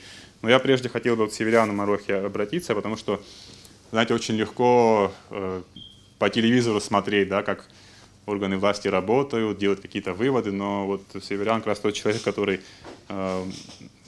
он возглавлял контрольно-ревизионное управление при Министерстве финансов и знает там всю подноготную, всю историю о том, как на самом деле вот происходит в кабинетах, где-то, да, вот таких вещах, которые простому обывателю не видны. И вот вопрос такой, вот что все-таки, какие проблемы больше всего наиболее ярко скрывались вот во всей этой истории, и на что, вот если мы исходим из того, что можно какие-то, может быть, решения принять быстро, недорого и качественно, вот можно прям очень легко решить. Пришел один пример, у нас появилась новая структура, и вот карантинная инспекция объединилась с ветеринарной службой. И в течение месяца пришел новый пример, и он этот указ отменил. То есть одни и те же люди, они были в одной структуре, теперь они вышли из нее. Это я к тому говорю, что все-таки какой-то горизонт планирования надо иметь. Вот почему появилась эта структура? То есть вот в своей работе в Министерстве финансов, там, и в частности в КРУ, вот мы сталкивались там с вопиющими случаями там, нецелевого использования средств неэффективного. И если это была какая-то маленькая организация, к примеру, там, какое-то школьное учреждение, и там было 46 преподавателей, всего 10 учеников там, за 2 года окончило это заведение учебное. Было понятно, что это какая-то шарашкина контора, ее закрыть легко было. Когда мы столкнулись с неэффективным использованием средств в Министерстве сельского хозяйства, где это продолжалось 10 лет, это к тому, я говорю, неважно, какая власть, какой министр, потому что там были структурные проблемы. Там, когда мы обратились с письмом в администрацию президента, чтобы сократить полномочия Министерства сельского хозяйства, ну, то есть вот эту программу, которую они будут брать от них и дать Министерству экономики, потому что, ну, как бы компетенция там, на наш взгляд, была выше. Там результат был, конечно, отрицательный, потому что уровень противодействия был гораздо сильнее. Поэтому вот на сегодняшний день абсолютно очевидно, что нужно полностью менять эту структуру, потому что даже какое-то контрольное ведомство, оно не способно там, за 1 год проконтролировать 30 органов госуправления. И при этом не просто нужно уменьшить количество, но и уменьшить полномочия, которыми они обладают. Вот если взять пример любой другой страны, вот, нас любят Сингапур в пример приводить, то там всего 13 министерств. В Абхазии сегодня 14, если я не ошибаюсь. Население, да, чуть больше 6 миллионов. А если другой пример взять, вот Япония. Там 14 министерств и население 120 миллионов человек. Причем там нет столько комитетов, управлений и так далее. И необходимость изменения данной структуры, она обуславливается еще тем, что какой-то процент бюджетных средств обязательно должен высвободиться. Вот если взять структуру, то в любом ведомстве около 70% это заработная плата. Вот мы предлагаем этот компонент вообще не трогать, а наоборот, как наши бизнесмены говорят, не может человек быть министром и получать 20 тысяч рублей. Или возглавлять контрольное управление и получать 15 тысяч рублей. Это смешно. Поэтому вот это высвободившиеся деньги нужно направить на стимулирование людей, которые какие-то решения принимают. Это одно без другого не бывает. И поработав на протяжении 4 лет, абсолютно очевидно лично для меня, что такое изменение структуры, может кто-то не согласен с тем, что предложила АНД, но оно необходимо, причем чем раньше, тем лучше. Ключевое, на наш взгляд, изменение – это исключение должности премьер-министра, вице-премьеров и объединение аппарата Кабинета министров и администрации президента. По сути, формулирование перекрестных задач от президента в части контроля этих перекрестных задач, когда одно министерство или 2-3 вовлечены в выполнение этой задачи, контроль за реализацией этих задач будет переложен на администрацию президента. Сегодня оно так и происходит. По факту, я ни для кого здесь секрета не открою, у нас в стране номинально 2 премьер-министра. Потому что есть глава администрации президента, это достаточно влиятельная фигура, у него есть заместители, есть премьер-министр. То есть они, по сути, одну и ту же работу выполняют, мешая абсолютно, где-то технически, где-то в правовом формате это все можно отрегулировать, и вполне администрация президента, глава администрации, его заместители могут справиться с той задачи, которые сегодня выполняет аппарат Кабинета министров. Это первое. Второе. Мы предлагаем перейти, наконец, уже к программно-целевому управлению. У нас основные 4 сферы. Это демография, здоровье нации, экономическое, финансовое, образование и внутренняя и внешняя безопасность. То есть это такие задачи, которые, направления, по которым нам надо достигать быстрых результатов. И то дублирование, которое происходит, почему я здесь не согласен образно она права, следовательно, что у нас у всех одни цели, когда мы мечтаем. Но на практике, помнишь, Батал, мы на практике даже экспериментировали. Ради эксперимента мы можем сейчас посадить в разные, не в здании СГБ, я сейчас шучу, в разные уютные кабинеты президента, премьер-министра, главу администрации президента, всех вице-премьеров и всех глав администрации. И зададим им один вопрос. Какие у нас цели, конкретно сформулируйте, напишите на бумаге, какие цели у нас, нашего государства на 25 лет, на 10 лет, на 5 лет и на следующую неделю. Я вас уверяю, что у всех будут разные ответы. Почему? Потому что элементарно система управления, система, это менеджер, от слова чего? От менеджмент. Это современное управление персоналом, оно отсутствует в нашей государственной системе. Я пример приведу. На днях был в одной из администраций района, земельный участок, там спорная ситуация, вытащили такую амбарную тетрадь, на которой написано, кто, когда, кого и чего. Я задаю вопрос, а что будет, если она сгорит, допустим, не дай бог? Наверное, где-то еще там в БТИ тоже копия есть. То есть в 21 веке, в 21 году эти вещи, они должны быть просто исключены. Понимаете? Говорить о высоких целях мы можем и обязаны. Мы должны строить современное, эффективное и справедливое государство, где у нас не должно быть сверхбогатых, которые у нас сегодня появляются, олигархат такой некий. У нас, кстати, система управления, она с Тенгизом, я в чем согласен, она в принципе и направлена на олигархат. Она и плодит его. Новая власть приходит, появляются некие избранные, которые обрастают всеми атрибутами абхазского олигарха, потом переходит следующая команда, и это без конца продолжается. Эта система, которую мы предлагаем, чем она еще обусловлена и необходимо сейчас это делать. Батал, мы с вами на практике сталкивались с тем, что сформулировать даже цель не в широком смысле, а конкретную цель. Условно говоря, принять 25 шагов или дорожную карту по развитию сельского хозяйства. Вот чтобы эту цель сформулировать, что парадоксально само по себе, сама действующая система, она не позволяет ее сформулировать. То есть, казалось бы, сперва надо сформулировать цель, а потом уже под эту цель форматировать систему управления, но на практике действующая система управления не позволяет даже сформулировать цель. Поэтому я мы предлагаем, это же не я придумал, мы предлагаем избавиться от одной части управления, очень серьезной, такой политической, весомой, потому что бюрократия, да, она вот политическая. Я сейчас скажу, что усилить. У нашего президента колоссальные полномочия. У нас же президентская страна, но вместе с тем эти полномочия не наполнены ответственностью о том, что было здесь Тенгизом, уважаемым, сказано. Вот у нас сегодня в стране кризис топливный.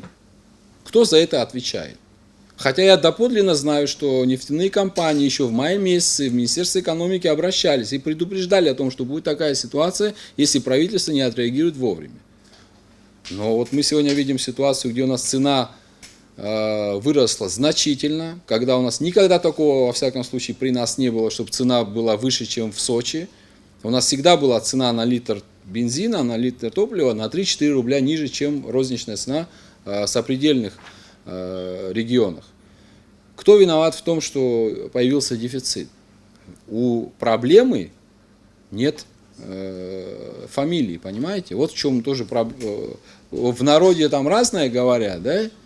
Но это очень важно, чтобы мы перешли. Если уважаемый мной Тенгиз, завтра будущий там руководитель того или иного направления, добился успеха, мы должны тоже сказать, что эта реформа, это его, и мы должны его поощрить. Вот почему мы сегодня на этом этапе предлагаем структуру кабинета министров, то, что мы предложили 12 министерств, это вопрос как бы обсуждаемый, но то, что нужно исключить должность премьер-министра и очень важно объединить аппарат кабинета министров и администрацию президента, это просто исходя из собственной практики нужно сделать. Вот, Саид Рушин, я хочу задать вопрос, можно даже это не записывать. Мы вот 2 августа направили свою концепцию официально на имя главы администрации президента, уже прошел месяц, да? Но мы никакого ни ответа, никто не сказал, вы там умные, вы дураки, там, мы здесь согласны, мы здесь не согласны, хоть какая-то реакции нет, ну ладно. Но вы, наверное, ознакомились с этой концепцией, да? Какое у вас мнение, нужно ли? Да, направленная нам концепция, которая была представлена вами, мы ее также направили в комиссию по конституционной реформе, потому что вот в октябре 2020 года была указом президента создана комиссия по конституционной реформе, туда вошли представители, видные общественные государственные деятели, представители различных политических партий и движений. Значит, с момента, как эта комиссия была создана, она довольно-таки активно работает. Мы обсуждаем, я являюсь членом этой комиссии, туда входят и как видные деятели, так и непосредственно юристы, специалисты, юристы, которые могли бы дать юридическую оценку тем или иным предложениям, которые были озвучены.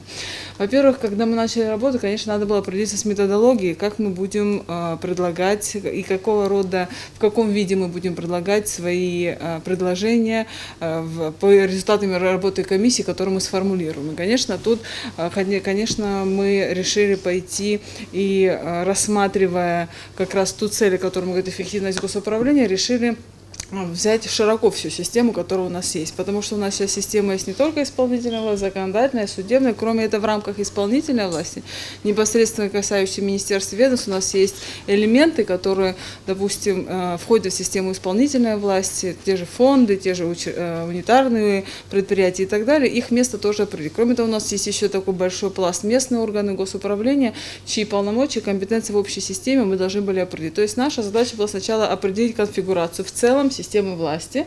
То есть мы попытались пойти, значит, определить в целом, как у нас будет выглядеть система власти законодательная, исполнительная, судебная, определить, в каком порядке они будут избираться, в том числе местные органы госуправления.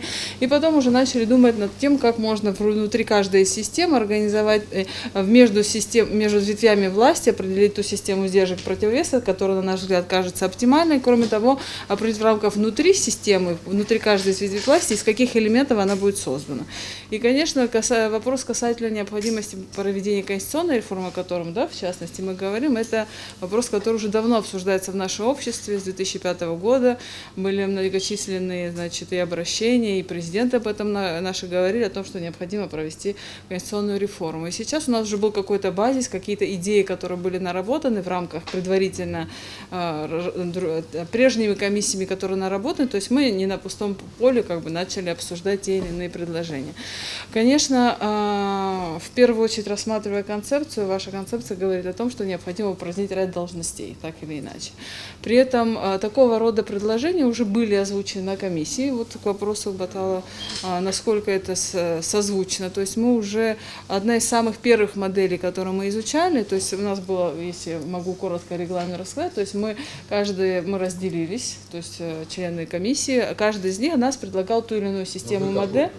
Да, я сейчас вернусь к этому, если можно, да? Да, конечно, две группы у вас там было. У нас было, смотрите, мы попытались различные модели организации госвласти, то есть, ну, условно говоря, смешанную, президентскую, парламентскую республику. Мы разделились, каждый из нас определял и рассказывал о том, какие могут быть плюсы для нашей применительно к абхазской действительности правовой, какие минусы и недостатки, и взвешивали, когда достоинства этой модели превышают над недостатками. И одна из первых моделей, которая нами была изучена, в том числе в таком, можно сказать, американской модели. Ваша предложенная концепция больше к этой модели, когда у нас есть президент, отсутствие значит, премьер-министра в этом смысле, как руководителя отдельно взятого коллегиального органа. Мы обсуждали в первую очередь эту модель, и много, я бы даже сказала, большая часть членов Конституционной комиссии склоняется к тому, что нам в этой части нужно оптимизировать, о чем вы говорите. Мы не только это изложили, как бы согласились, часть, наверное, комиссии, я не могу сейчас судить за всех членов Конституционной комиссии, значит, было обсуждено, и многие из членов комиссии, которые вошли, они поддержали эту идею. Кроме того, эта идея была не только на уровне как бы согласия тех членов комиссии, которые с ней согласились, она была отражена непосредственно в форме проекта конституционного закона поправкой в Конституцию. То есть мы попытались это изложить не только на бумаге, как пространный текст, наше видение, да, тех членов комиссии, которые с ней согласны, но и в форме уже конкретных поправок к Конституции. Некоторые члены комиссии, вот вы предлагаете оставить, насколько я помню, коллегиальный орган как таковой существующим, при этом только должности упразднить вице-президента и премьер-министра и вице-президента. У нас есть идея о том, что у нас в рамках комиссии по конституционной реформе есть идея, что вообще коллегиальный орган как таковой, если у него нет управленца, непосредственно организующего деятельность в текущем режиме, возможно, тоже нам не нужна, возможно, оптимальная система, когда есть президент и руководители центральных органов госуправления, непосредственная связь между президентом и руководителем этих органов. Конечно, главный момент, о котором мы обсуждаем, это повышение ответственности. При этом не только исполнительной, но и законодательной ветви власти. Мы должны четко понимать, говоря, что у нас есть широкие полномочия у президента, мы должны также понимать, что у нас есть весьма широкие полномочия у парламента. То есть в любой сфере правового регулирования ничего не мешает парламенту принять закон в любой практической сфере, даже не практически, в любой сфере отрегулировать любой вопрос. Поэтому в этой части мы не пытаемся каким-то образом, какая-то цель сократить чьи-то, увеличить чьи-то. Наша задача сделать так, чтобы вот эта система сдержек противовесов в наших применительно абхазских условиях работала эффективно. И тут касается всех ветвей власти.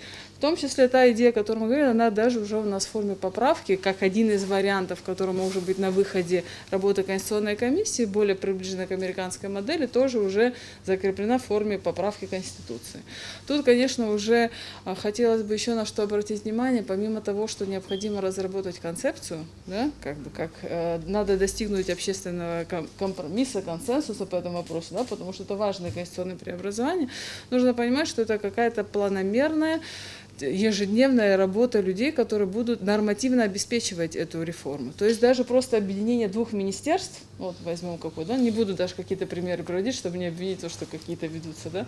Действительно, объединение просто двух министерств может потребовать внесения в порядке, вот как бы мы проанализировали, любые из концепций, в том числе, порядка как минимум 15-20 законов, это только на уровне законов, да, и вытекающих из них подзаконных актов. То есть это должна быть комплексная работа который имеет какие-то очертания, да, этапы, что мы понимали, что цель, к которой мы идем, она заслуживает тех действий, которые мы, то есть мы мобилизуем все кадровые возможности, да, которые у нас есть, все организационные возможности, чтобы ее достигнуть. Мы должны понимать, что она того стоила в конечном итоге. Позволите, мне так кажется, по крайней мере, что это довольно схожие позиции. Вы тоже говорите об оптимизации, вы тоже говорите об исключении лишних должностных лиц, которые, да, возможно, не так эффективны в действующей структуре. Вы также говорите об усилении ответственности. Это то, наверное, что вообще ключевое в концепции АНД, насколько я могу об этом судить.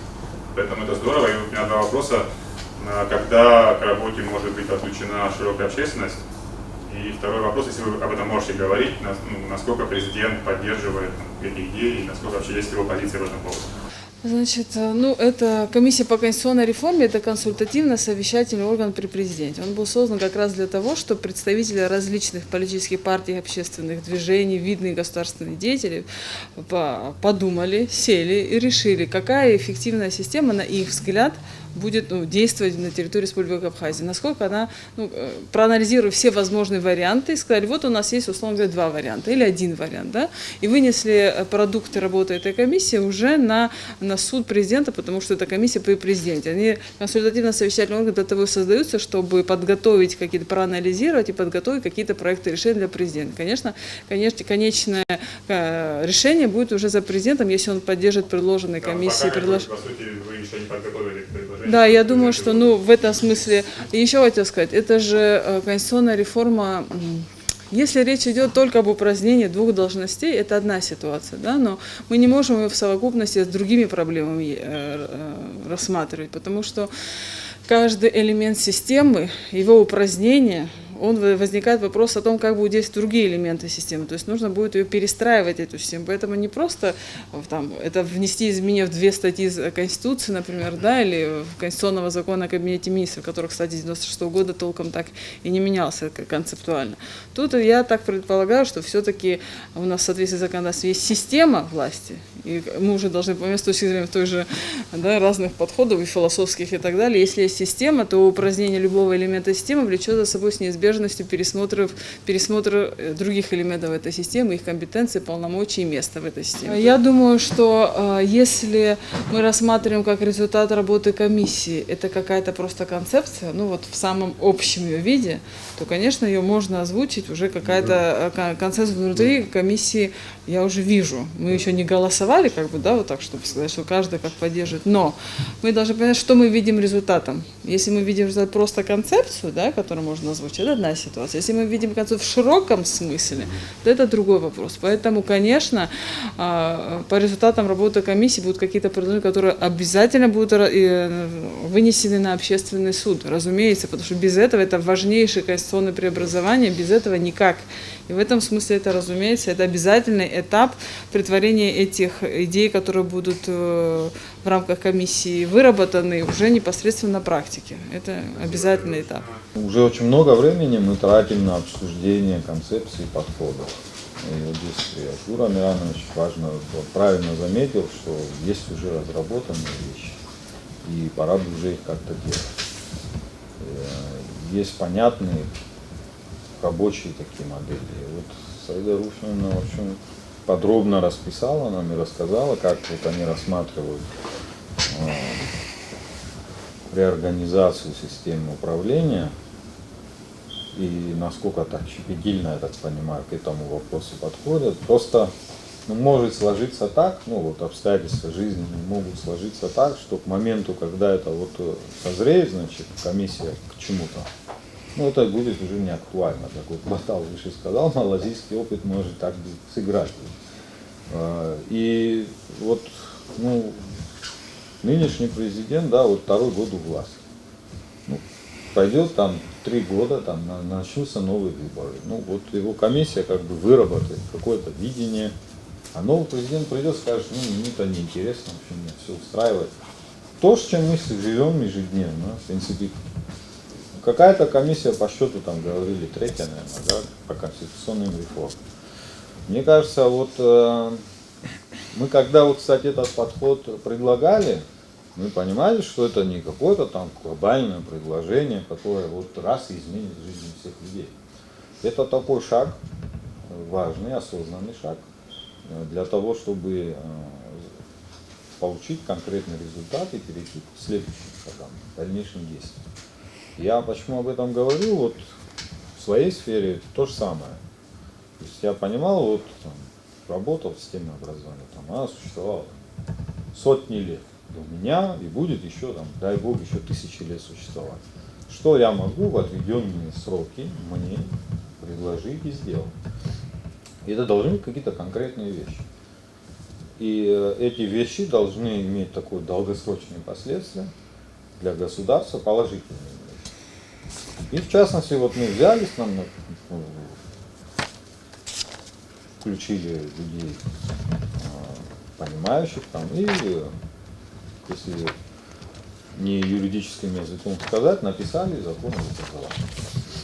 Написали, предложили, обсудили. Вот, кстати, вот один из директоров школ, который при еще его создании, да, мы там какую-то рабочую модель предлагали, приглашали специалистов из России, которые в практике объясняли, как то или иное, получили обратную реакцию. И вот какой-то создали в течение года, да, короткого времени, создали какой-то рабочий законопроект, который направился дальше. Вот сейчас вот работа комиссии идет по конституционной реформе. Вот вы первый человек, кто вообще сказал о том, что вы там вообще внутри делаете. В стране 1,5 года вообще понятия не имеешь. Может, вы вообще хотите предложить такую вещь в нашей стране, что с чем люди не согласны? Вы правильно сказали, тут надо достичь этого консенсуса. Хорошо. До чего-то договорились вы внутри. Сколько времени еще вам потребуется для того, чтобы нас всех убедить в том, что это нужно? Еще года 2? То есть лет через 5 мы получим какую-то рабочую модель, которую будем, ну, еще в лучшем случае, еще годик будем, значит, ее проводить в это конституционное голосование. Параллельно кто-то скажет, пожить этого мало, мы же конституцию меняем, там не какой-то там закон.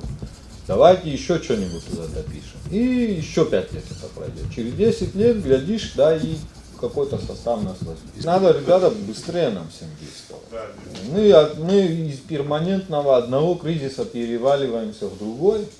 И боюсь, что какой-то очередной новый кризис просто наш народ и наша страна может не вытянуть. Пока это такие взбадривающие кризисы, может, которые нам говорят еще, ребята, проснитесь. Вот у вас здесь это не работает. Вот. У нас кризис в стране вызвал выход из строя одного этого медицинского аппарата в целой стране. Это же вообще... Я к чему говорю? То есть, вот есть простые вещи, которые надо сейчас сделать.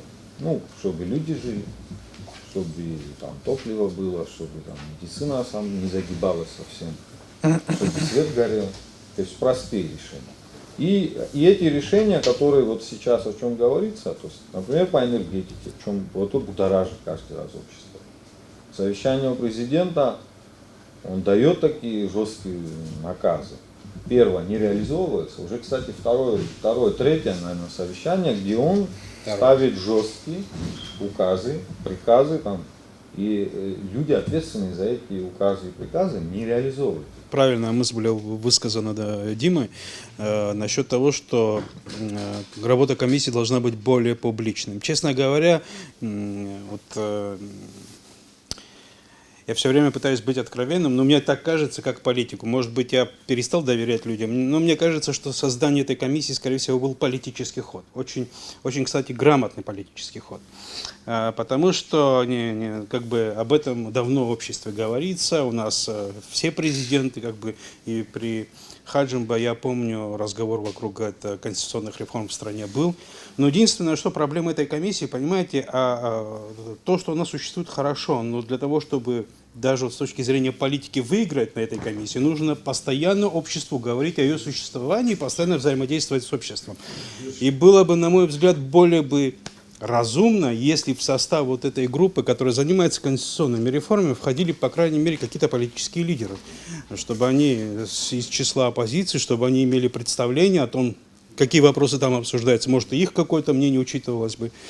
Вообще, всегда хорошо взаимодействовать со всеми, и с оппонентами в первую очередь, потому что чем чаще вовлекаешь их в процесс, таким образом ты распределяешь ответственность за конечный результат. И вот я коротко хотел сказать насчет концепции АНД. Я согласен с тем, что реформу очень сложно проводить какому-то коллегиальному органу. Очень важно наличие воли одного человека. Существует мало примеров в истории, когда серьезные реформы проводили, например, парламент страны. В этом плане я согласен, но единственное, что я сейчас опять возвращаюсь к теме доверия. У нас, к сожалению, 5-й случай уже, когда мы приводим человека, человек говорит одно, потом происходит другое. Мне все-таки кажется, что если убрать должность премьер-министра, просто приведет к централизации власти. У нас вот так жесткая президентская страна, если честно. Фактически президент контролирует и парламент. Да, можно распределить полномочия, не распределить полномочия, а дать возможность парламенту для импичмента президента, президенту дать возможность распустить парламент. Но в конечном итоге президент в любом случае будет доминировать. Как только это произойдет, у нас опять неизбежно возникнет конституционный кризис. За конституционным кризисом у нас возникает, опять мы возвращаемся к этой площади, вот этой проклятой площади, с которой мы не можем уйти. На мой взгляд, мне кажется, нам нужен просто вообще новый общественный договор. В этом общественном договоре мы должны учесть ту реальность, тот исторический опыт, который у нас был за последние 30 лет. Вот у нас есть вот эта практика постоянно собирать сходы. Это непонятный институт государства, он уже фактически институтом стал, который управляет политическими процессами. Но надо его, наконец, институциализировать. Просто его с площади убрать и посадить в какое-то место, дать ему какой-то регламент, чтобы наши кризисы не заканчивались бы уличными вот этими митингами, а имел какой-то правовой механизм разрешения. Мое мнение, просто его коротко выскажу насчет, мне кажется, нам нужна кардинальная политическая реформа. Мы не можем иметь просто президент, мы можем жить в рамках только президентской страны, нам нужно распределить полномочия между президентом и парламентом. У меня такое мнение. Пусть наш президент занимается силовым блоком нашего государства, а парламент пусть возьмет на себя хозяйственную деятельность в стране. Так, по крайней мере, мы знаем, кто за что ответственен. И мне кажется, может быть, я и не прав, нам нужен какой-то дополнительный орган для стабилизации страны. Нам нужна верхняя палата парламента, потому что мы настолько политизированы. Мы понимаете, мы не так, как в России. Каждый из нас считает, что каждый из нас разбирается в политике, каждый из нас разбирается в экономике, каждый из нас, я не знаю, мы во всех вопросах специалисты. Нам нужен орган, который будет выражать мнение народа и как надстройка над вот этой системой власти. Вот помните, как в Римской империи в Римской империи были патриции, которые сидели в Сенате, и были плебеи, которые имели право, возможности наложить вето. Вот эти плебеи, извините за такое сравнение, нужна верхняя палата, которая собрана по мажоритарной системе, которая будет управлять, как-то стабилизировать, избегать вот этих конституционных кризисов, если они возникнут. Добрый день, всем спасибо за приглашение. Очень лестно присутствовать среди вас, таких людей, очень известных, да, уважаемых в нашем обществе. Что бы я хотел сказать? Не первый раз принимаю участие в различных круглых столах. Я достаточно молод, но при этом, при всем, мне всегда хотелось услышать конечный результат. Вот, например, сегодняшнее наше обсуждение, да, и мы к чему-то пришли. Не просто там у нас какой-то договор, и вот давайте все вместе мы построим мир, будем жить дружно, все будет прекрасно. Конкретные результаты. Кстати говоря, я уже не директор школы, в этом году я сложил свои полномочия. И касаемо того, что, например, как руководителя школы, да, если выходить из этого зала, уже бы хотелось прийти с какой-то ценной информацией, с пониманием того, что вот с завтрашнего дня будут сделаны вот такие вот шаги. Я тут слышу, что очень много различных программ, очень интересных идей, но почему-то реализации нет. Во многом нет реализации. Теперь касаемо реформы, тоже хотелось бы прокомментировать. Реформа была, и может быть я ошибаюсь, вот эта комиссия создана при Хаджимба Рауле Джумковиче или гораздо раньше. Хаджимба комиссия пошла, реформа парламент, она не прошла. Сейчас новая комиссия. С 2000 какого года в итоге? Вообще, необходимость осуществления конституционных реформ с 2005 года обсуждается и на уровне даже послания президента озвучивается.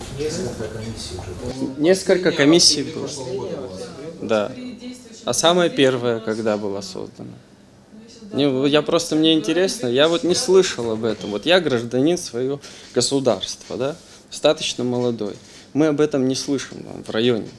Вот то, о чем вы говорили, вот обсуждение и так далее. Хотя мы активные пользователи социальных сетей, интернета и так далее, этого нет. Как бы вот сказано было, бросили информацию и на этом все. Пока мы с вами обсуждали вот такие колоссальные проблемы, которые требовали уже 15-20 лет назад вот реагирования острова, у нас закрылись детские сады, у нас закрылись школы в селах. Да. То, о чем вы сказали, там легко закрыть, там, где 5 человек школу. Знаете, очень сложно потом ее открыть. Закрыть легко. И когда финансисты, экономисты начинают считать, с финансовой точки зрения цифры их легко подсчитать. А это живые люди, это села. Детей сажают в автобус, отправляют в один район. Это экономически целесообразно. Но с точки зрения идеологии, с точки зрения воспитания, с точки зрения культуры и образования, это бесперспективная тема. Просто это дорога в никуда. Потому что ребенок, который из села приедет в город, он, так или иначе, он увидит другой мир. Он находится уже в другом мире. Сейчас не скажем, у нас города там не мегаполисы, да, там не что-то сверхъестественное, но все равно. Ребенок, который должен приспосабливаться к условиям в селе, например, он уже этого не хочет делать. Да, понятно, что границы стерты, телевидение, интернет, дети все это все видят. Но при этом, при всем, сегодня какая тенденция? Малые школы закрываются. С одной стороны, это целесообразно. Финансово, экономически, еще раз повторюсь, но с точки зрения воспитания, культуры, нецелесообразно. Закрываются школы. И это не в этом году стало происходить, уже давно. При этом, при всем, нужно поднять острую тему. У нас существуют другие школы. Есть национальные школы, так? Ведь есть, как мы привыкли говорить, национальная школа, абхазская школа, национальная школа, армянская школа существует, и есть русская школа. Я не могу понять, в чем проблема. Если мы хотим, чтобы... Это сейчас меня, наверное, неправильно поймут в обществе. Например, возьмем армянское население. Дайте им возможность изучать армянский язык. Зачем открывать целую армянскую школу, финансировать ее так же, как финансируют русскую школу, абхазскую школу, при этом в абхазской школе не могут найти специалиста, в русской школе, в школе с русским языком обучения тоже не могут найти специалиста, в армянской школе, где учится, условно, 40 человек, и там педагогический коллектив в 23 человека, государство содержит эту школу, при всем уважении, диаспоры тоже очень серьезно помогают, здорово, и русским школам, и абхазским школам в том числе. Вот это практический вопрос, который лежит на плоскости в плане образования сегодня. Представьте, да, какие мы высокопарные вещи говорим здесь о реформировании чего-то в государстве очень серьезного, а тут у нас что происходит? У нас культурно дети выпадают из нашей страны. Вот представляете, я пришел в школу, да, я изучаю абхазский язык, если там есть учитель, если его найдут, если его попросят, чтобы он туда вышел. И у нас есть учитель по истории Абхазии в армянской школе. В русской школе та же история. Программа вся российская, в армянских школах программа вся, там из Армении тоже учебники есть, до 5 класса, все на армянском. Конечно, ребенок не будет интегрирован в нашу культуру, духовную, абхазскую культуру. Пусть не на 100%, но хотя бы на 50% можно же это сделать. Мы не могли сделать все это время, а сейчас мы говорим, давайте вот сейчас, вот завтра это надо сделать. А это уже будет болезненно. Причем настолько болезненно, что люди будут подниматься. Вот касаемо ответственности, вот то, о чем говорили, извините, я прыгаю, потому что очень много информации я услышал сегодня. Возьмем сейчас Японию. Премьер-министр объявил о том, что там в сентябре он уходит. Открыто объявил. Почему он это сказал? Он объяснил причины. Не справляются с ковидом. Там 12 тысяч человек заболело, потом через какой-то период еще 14 тысяч за сутки. И он говорит, вот, поэтому вот ответственность. Откуда ответственность? Она порождается не только от того, что там реакция от общества идет, еще внутренняя культура есть. А для того, чтобы на местах люди работали должным образом, нам нужно воспитывать будущее поколение. Понимаете? Сознательное будущее поколение. А когда я работаю здесь наверху, и мне выгодно, чтобы вот здесь вот внизу мне поддакивали. А когда будут послушные люди воспитываться, это уже другая история. А нам нужны образованные люди. Теперь касаемо миграционной политики. Возьмем миграционную политику. Мы же говорим о демографии. Ладно, рождаемость. А мы считаем, какое количество молодежи уезжает отсюда. У меня многие мои друзья из моего окружения выпали, потому что они уехали. Но они, может, вернуться через какое-то время. Когда-нибудь, да? В перспективе. У меня у самого такие мысли были. Это крайне сложно. Что для этого делать? Для этого я считаю, что в районах, непосредственно в районах, нужно проводить серьезную работу. Начать. Вот такие для начала объединения. Клубы открыть. Для обсуждения. Собрать людей.